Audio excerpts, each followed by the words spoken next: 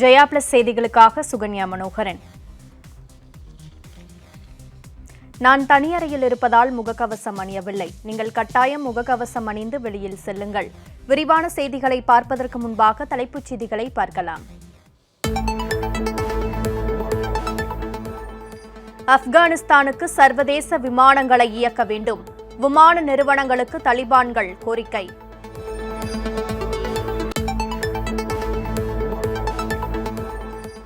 தாழ்த்தப்பட்ட சமூகத்தினரை உள்ளாட்சி தேர்தலில் போட்டியிட விடாமல் சதி. முன்னாள் அமைச்சர் கடம்பூர் ராஜு மீது புகார் கூறி முதலமைச்சர் வீட்டின் முன்பு தீக்குளிப்பு.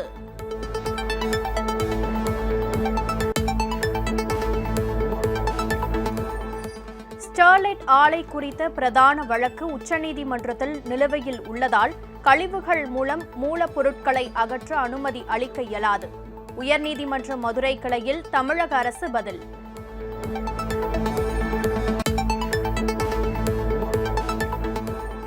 ஊரக அமைப்புகளுக்கான உள்ளாட்சி தேர்தலில் அனுமதியின்றி பயன்படுத்தப்படும் ஒலிபெருக்கிகள் பறிமுதல் செய்யப்படும். மாநில தேர்தல் ஆணையம் எச்சரிக்கை.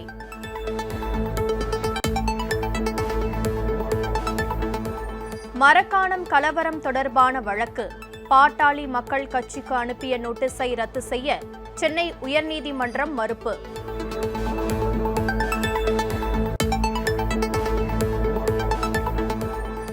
திருப்பதி ஏழுமலையான் கோயிலில் இயக்குநர் விக்னேஷுடன் நடிகை நயன்தாரா தரிசனம். ரசிகர்கள் செல்ஃபி எடுத்து உற்சாகம்.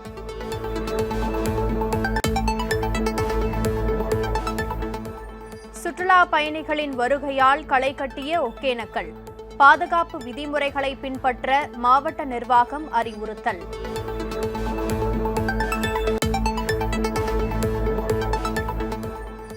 நாட்களுக்கு மேல் தொடர்ந்து போராட்டம் நடத்தி வரும் விவசாயிகளுடன் மத்திய அரசு பேச்சுவார்த்தை நடத்த வேண்டும். முதலமைச்சர் அரவிந்த் கெஜ்ரிவால் வலியுறுத்தல்.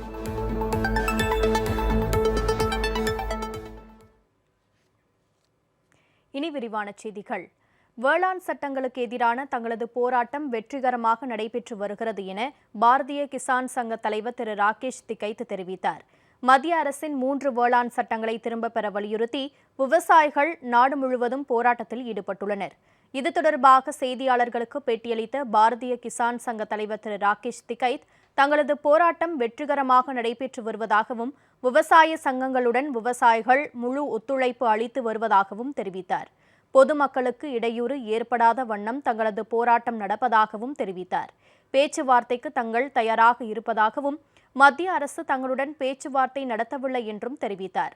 கரும்பு கொள்முதலில் ஒரு குவிண்டாலுக்கு குறைந்தபட்ச ஆதரவு விலையை 375 ரூபாய் முதல் 450 ரூபாய் வரை உயர்த்துவதாக உத்தரப்பிரதேச அரசு உறுதி அளித்திருந்த நிலையில் தற்போது வெறும் 25 ரூபாய் உயர்த்தியுள்ளதாக குற்றம் சாட்டினார்.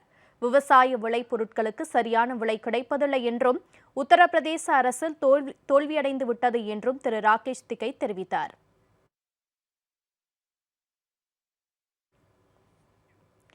விவசாயிகள் போராட்டத்திற்கு ஆதரவாக இருப்பதாகவும் விவசாயிகளுடன் மத்திய அரசு விரைந்து பேச்சுவார்த்தை நடத்த வேண்டும் என்றும் டெல்லி முதல்வர் திரு அரவிந்த் கெஜ்ரிவால் தெரிவித்தார். உலக சுற்றுலா தினத்தையொட்டி டெல்லியில் உள்ள சுற்றுலா தலங்களின் விவரங்களை அறிந்து கொள்வதற்காக செல்போன் செயலி ஒன்று அறிமுகம் செய்யப்பட்டது. இந்த நிகழ்ச்சியில் பங்கேற்ற பின்னர் செய்தியாளர்களுக்கு பேட்டியளித்த டெல்லி முதல்வர் திரு அரவிந்த் கெஜ்ரிவால் வெளியூர் மற்றும் வெளிநாட்டு பயணிகளுக்கு இந்த செயலி பயனுள்ளதாக இருக்கும் என்றும் இதில் டெல்லியில் உள்ள சுற்றுலா தலங்கள் குறித்த அனைத்து தகவல்களும் இருக்கின்றன என்றும் தெரிவித்தார். நாடு முழுவதும் நடைபெற்று வரும் விவசாயிகள் போராட்டத்திற்கு ஆதரவு தெரிவிப்பதாகவும் மத்திய அரசு விவசாயிகளுடன் பேச்சுவார்த்தை நடத்தி அவர்களது கோரிக்கைகளை நிறைவேற்ற வேண்டும் என்றும் தெரிவித்தார். சுதந்திர இந்தியாவில் சுமார் ஓராண்டாக விவசாயிகள் போராடி வரும் நிலையில் அவர்களது கோரிக்கைகளை கூட மத்திய அரசு கேட்காதது கண்டனத்துக்குரியது என்றும் தெரிவித்தார். விவசாயிகளின் கோரிக்கைகள் நியாயமானவை என்றும் அவற்றை மத்திய அரசு விரைந்து நிறைவேற்றி விவசாயிகளை வீட்டிற்கு அனுப்ப வேண்டும் என்றும் திரு அரவிந்த் கெஜ்ரிவால் தெரிவித்தார்.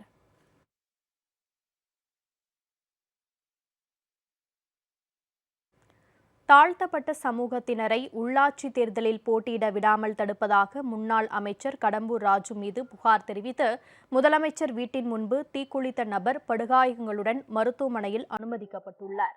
சென்னை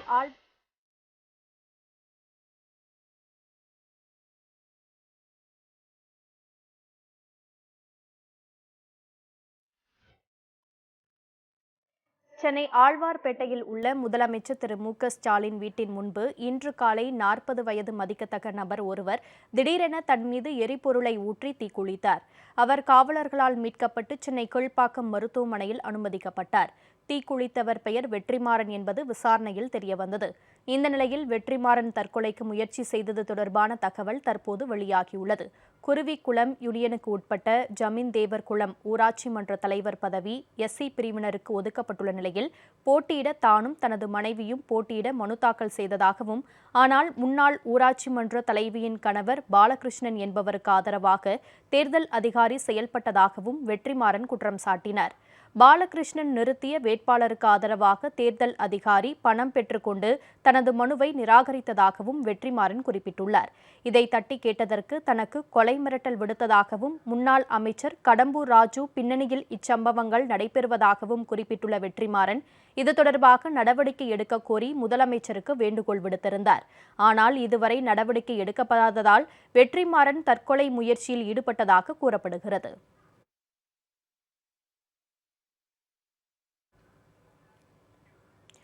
கர்நாடகாவில் பழமையான வீடு ஒன்று இடிந்து விழுந்தது. இந்த விபத்தில் உயிர் சேதமோ யாருக்கும் காயமோ ஏற்படவில்லை என தெரிவிக்கப்பட்டுள்ளது. கர்நாடக மாநிலம் பெங்களூருவில் 2 மாடி குடியிருப்பு ஒன்று இடிந்து விழும் நிலையில் இருப்பதாக தீயணைப்புத் துறையினருக்கு தகவல் தெரிவிக்கப்பட்டது. இதனையடுத்து சம்பவ இடத்திற்கு விரைந்த தீயணைப்புத் துறையினர் அந்த வீட்டில் குடியிருந்த மெட்ரோ கட்டிட பணியாளர்கள் 20 பேரை அங்கிருந்து அவசர கதியில் வெளியேற்றினர். அனைவரும் வெளியேற்றப்பட்ட சற்று நேரத்தில் அந்த குடியிருப்பு கட்டிடம் இடிந்து விழுந்தது.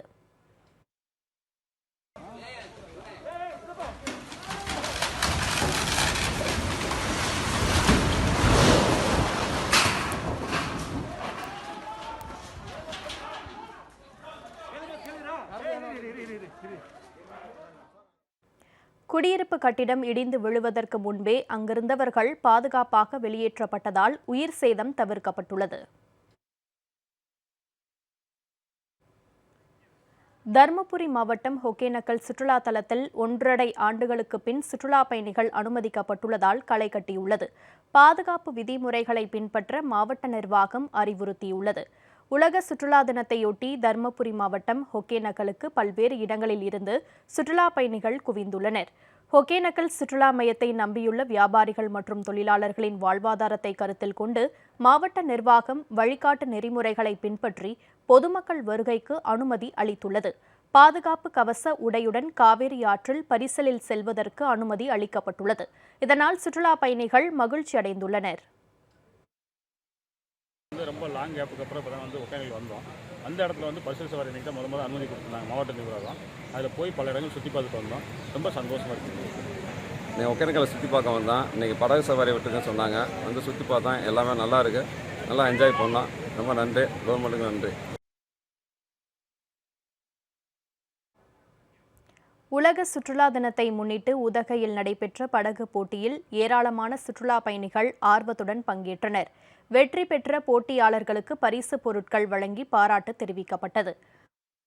செப்டம்பர் மாதம் 27ஆம் தேதி உலக சுற்றுலா தினமாக கொண்டாடப்பட்டு வருகிறது.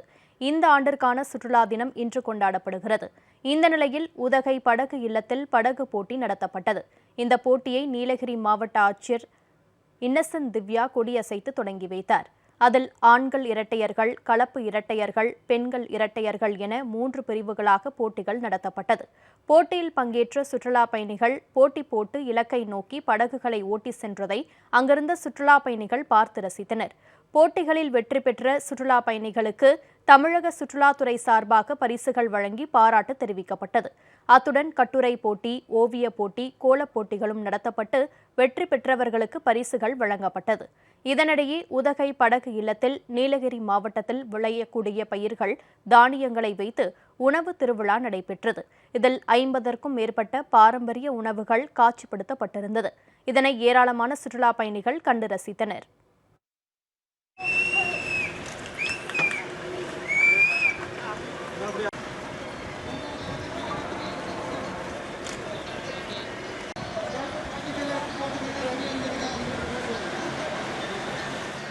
போட் ரேஸ் வந்திருக்கோம். இந்த வந்ததில் எங்களால் வர முடியுமான்ற தெரியாமல் சுச்சுவேஷனில் வந்தோம். நாங்கள் வந்து இங்கே பார்க்க தான் வந்தோம். எங்களுக்கு ரொம்ப ஹாப்பியாக இருந்தது. அவங்க கூப்பிட்டு எங்களை போட்டி வச்சது.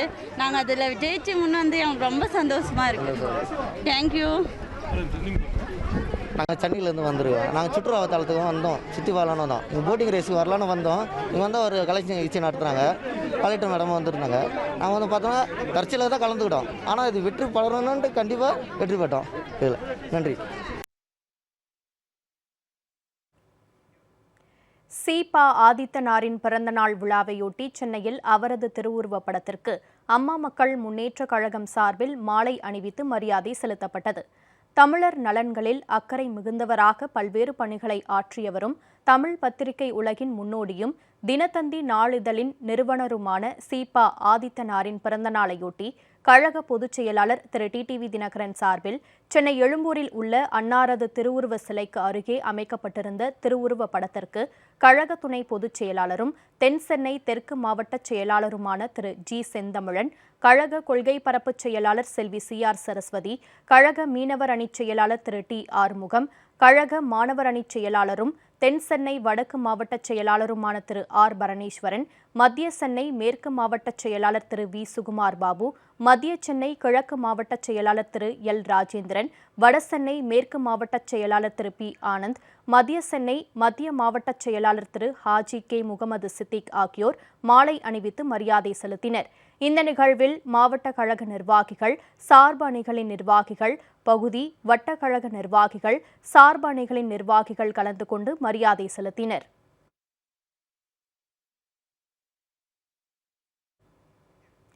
தெலுங்கானா மாநிலத்தில் அரசு மருத்துவமனையின் மேற்கூரை இடிந்து நோயாளியின் மேல் விழுந்த சம்பவம் அதிர்ச்சியை ஏற்படுத்தியுள்ளது. தெலுங்கானா மாநிலம் மஹபூபாபாத்தில் பெய்த கனமழையால் மாவட்ட அரசு மருத்துவமனையில் அவசர சிகிச்சை பிரிவில் மேற்கூரை இடிந்து விழுந்துள்ளது. இதில் அவசர சிகிச்சை பிரிவில் அனுமதிக்கப்பட்டிருந்த நோயாளியின் மீது மேற்கூரை விழுந்ததாக தகவல் வெளியாகியுள்ளது. ஆனால் இதுவரை நோயாளிகள் யாருக்கும் காயம் ஏற்படவில்லை என்றும் அவசர சிகிச்சை பிரிவில் இருந்த நோயாளிகள் அனைவரும் வேறு பிரிவுக்கு மாற்றப்பட்டுள்ளதாகவும் மருத்துவமனை நிர்வாகம் தெரிவித்துள்ளது. இரவு நேரத்தில் மேற்கூரை இடிந்து விழுந்ததால் நோயாளிகள் மற்றும் மருத்துவர்கள் அச்சமடைந்தனர்.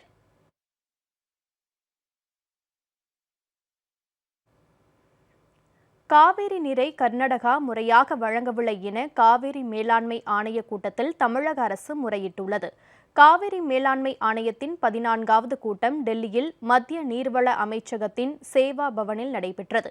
காவிரி மேலாண்மை ஆணைய தலைவர் திரு SK ஹால்டர் தலைமையில் நடைபெற்ற கூட்டத்தில் தமிழகம், கர்நாடகா உள்ளிட்ட 4 மாநில அதிகாரிகள் பங்கேற்றனர். கூட்டத்தில் உச்சநீதிமன்றத்தின் உத்தரவுப்படி காவிரி நீரை கர்நாடகா முறையாக வழங்கவில்லை என தமிழக அரசு குற்றம் சாட்டியுள்ளது. குறிப்பாக கடந்த 23ஆம் தேதி வரையிலான 37.3 TMC காவிரி நீர் இன்னும் வழங்கப்படாமல் நிலுவையில் உள்ளதாக தமிழக அரசு சுட்டிக்காட்டியுள்ளது. காவிரி நதிநீர் மேலாண்மை ஆணையம் உத்தரவு பிறப்பித்தும் கர்நாடகா செயல்படுத்தவில்லை எனவும், அக்டோபர் மாதத்திற்கான நீர் பங்கீட்டையும் உடனே வழங்க கர்நாடகாவுக்கு உத்தரவிட வேண்டும் எனவும் காவிரி மேலாண்மை ஆணைய கூட்டத்தில் தமிழக அரசு சார்பில் வலியுறுத்தப்பட்டதாக தகவல் வெளியாகியுள்ளது. இனிவரும் செய்திகளை வேகச் செய்திகளாக பார்க்கலாம். மத்திய அரசின் வேளாண் சட்ட திருத்தங்களை திரும்பப் பெற வலியுறுத்தி திருப்பூர் ரயில் நிலையம் முன்பு அனைத்து மத்திய தொழிற்சங்கங்கள், விவசாயிகள் கூட்டமைப்பு சார்பில் ரயில் மறியல் போராட்டம் நடைபெறும் என தெரிவிக்கப்பட்டுள்ளது. போராட்டத்தில் ஈடுபட்ட 25 பெண்கள் உட்பட 200க்கும் மேற்பட்டோர் கைது செய்யப்பட்டனர். இதில் இந்திய விவசாயிகளை வஞ்சித்து கார்ப்பரேட் கம்பெனிகளுக்கு சிவப்பு கம்பளம் விரித்து வரும் ஒன்றிய பாஜக அரசினை கண்டித்து கோஷங்கள் எழுப்பப்பட்டன.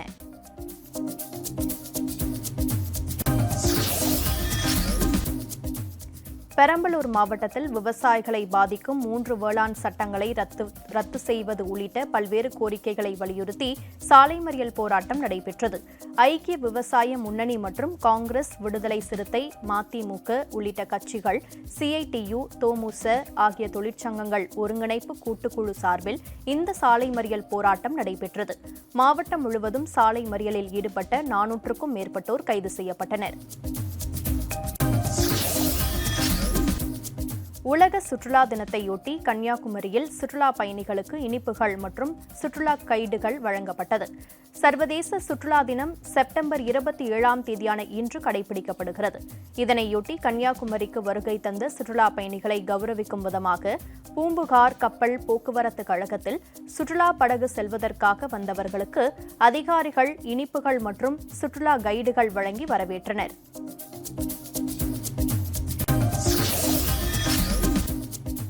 மத்திய பாஜக அரசை கண்டித்து திருவாரூர் மாவட்டத்தின் பல்வேறு இடங்களில் விவசாய அமைப்பினர் சாலை மறியல் போராட்டத்தில் ஈடுபட்டனர்.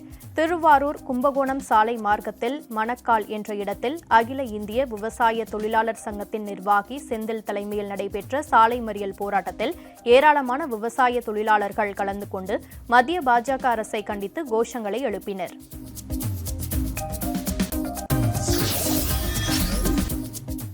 தூத்துக்குடி மாநகராட்சியின் காவலர் குடியிருப்பு பகுதியில் அடுத்தடுத்து 4 வீடுகளில் மர்ம நபர்கள் கொள்ளை முயற்சியில் ஈடுபட்டனர். சங்கர் காலனி உள்ள குடியிருப்பு பகுதியில் வீட்டில் உறங்கிக் கொண்டிருந்த பெண்ணின் கழுத்தில் இருந்து 4 பவுண்ட் தங்கச் செயினை அறுத்தபோது உடனடியாக அந்த பெண் கூச்சலிட்டுள்ளார். அவரது சத்தத்தை கேட்ட கொள்ளையர்கள் அங்கிருந்து தப்பி ஓடினர்.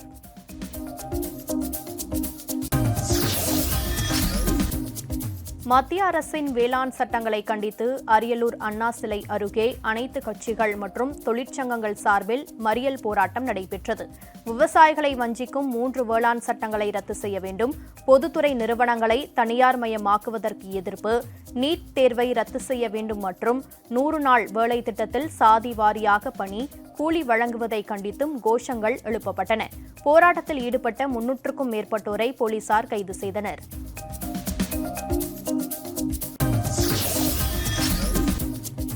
கரூரில் 2 சிறுநீரகமும் பாதிப்படைந்த கல்லூரி மாணவி மருத்துவ உதவி கேட்டு மாவட்ட ஆட்சியரகத்தில் மனு அளித்துள்ளார்.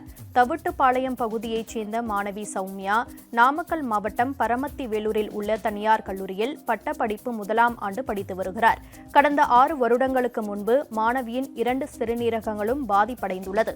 இதன் காரணமாக அம்மாணவி வாரத்திற்கு 3 முறை டயாலிசிஸ் சிகிச்சை மேற்கொண்டு வருகிறார். மாணவியின் தந்தை உயிரிழந்த நிலையில் தாய் புனிதா கூலி வேலை செய்து வாழ்க்கை நடத்தி வருவது குறிப்பிடத்தக்கது.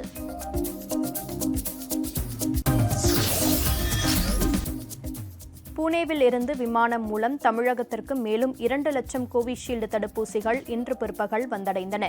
2 லட்சம் டோஸ் கோவிஷீல்டு தடுப்பூசிகள் அடங்கிய 17 பார்சல்களை சென்னை விமான நிலைய அதிகாரிகள் தமிழ்நாடு மக்கள் நல்வாழ்வுத்துறை அதிகாரிகளிடம் ஒப்படைத்தனர்.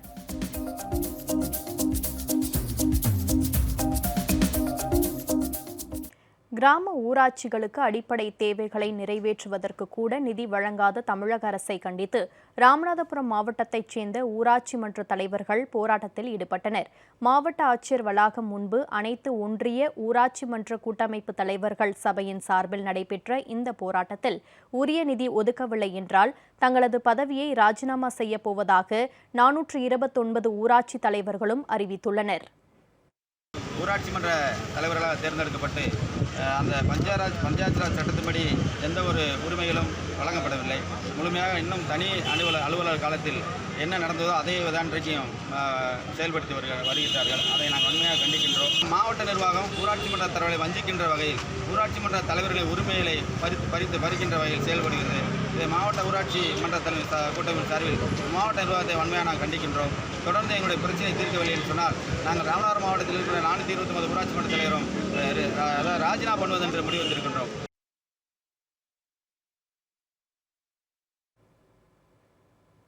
ஸ்டெர்லைட் குறித்த பிரதான வழக்கு உச்சநீதிமன்றத்தில் நிலுவையில் உள்ள நிலையில் கழிவுகள் மற்றும் மூலப்பொருட்களை அகற்ற அனுமதி அளிக்க இயலாது என சென்னை உயர்நீதிமன்ற மதுரை கிளையில் தமிழக அரசு தெரிவித்துள்ளது.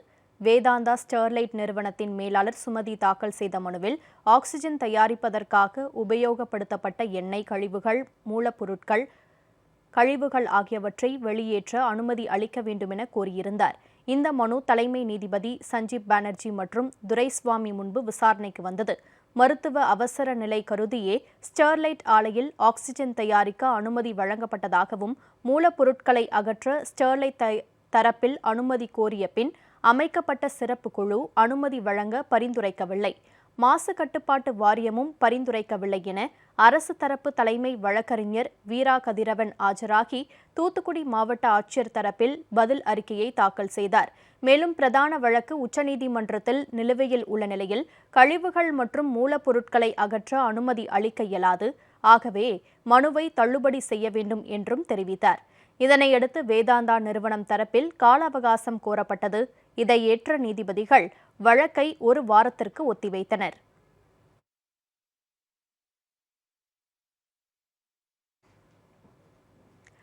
மாநிலங்களவை தேர்தலில் திமுகவைச் சேர்ந்த திருமதி கனிமொழி சோமு, திரு ராஜேஷ்குமார் ஆகிய இருவரும் போட்டியின்றி தேர்வு செய்யப்பட்டுள்ளதாக தமிழக சட்டப்பேரவை செயலாளரும் மாநிலங்களவை தேர்தல் நடத்தும் அதிகாரியுமான திரு சீனிவாசன் தெரிவித்தார். தமிழ்நாடு சட்டமன்ற பேரவையின் தேர்ந்தெடுக்கப்பட்ட உறுப்பினர்களை வாக்காளர்களாக கொண்டு மாநிலங்களவைக்கு தனித்தனியாக இடைத்தேர்தல்கள் நடத்த நடவடிக்கை எடுக்கப்பட்டு உள்ளது. திரு கே.பி. முனுசாமி அவர்களது வெற்றிடத்திற்கு திராவிட முன்னேற்ற கழகத்தை சார்ந்த டாக்டர் கனிமொழி NBN சோமு அவர்களும், திரு ஆர். வைத்திலிங்கம் அவர்களது வெற்றிடத்திற்கு திராவிட முன்னேற்ற கழகத்தை சார்ந்த திரு KRN ராஜேஷ்குமார் அவர்களும் போட்டியின்றி முறையாக தேர்ந்தெடுக்கப்பட்டுள்ளனர் என்று அறிவிக்கிறேன்.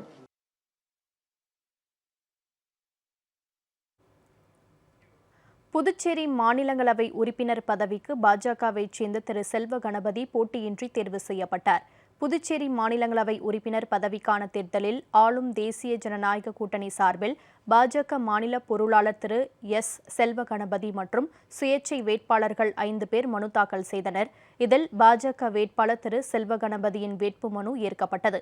வேறு யாரும் வேட்புமனு தாக்கல் செய்யாத நிலையில் மாநிலங்களவை உறுப்பினராக திரு செல்வ கணபதி தேர்வு செய்யப்பட்டதாக அறிவிக்கப்பட்டுள்ளது.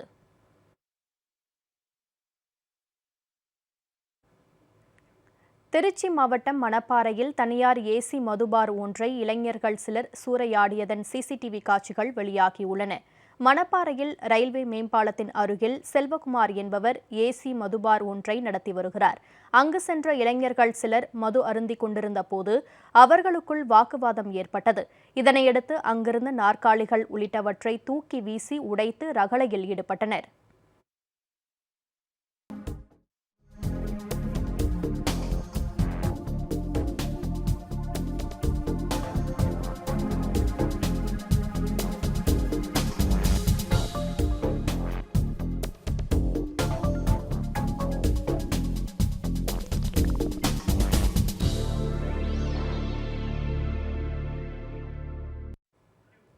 சம்பவம் தொடர்பாக பார் உரிமையாளர் அளித்த புகாரின் பேரில் மணப்பாறையைச் சேர்ந்த தீபன், அசாருதீன், மயில் மற்றும் சிலரை போலீசார் தேடி வருகின்றனர்.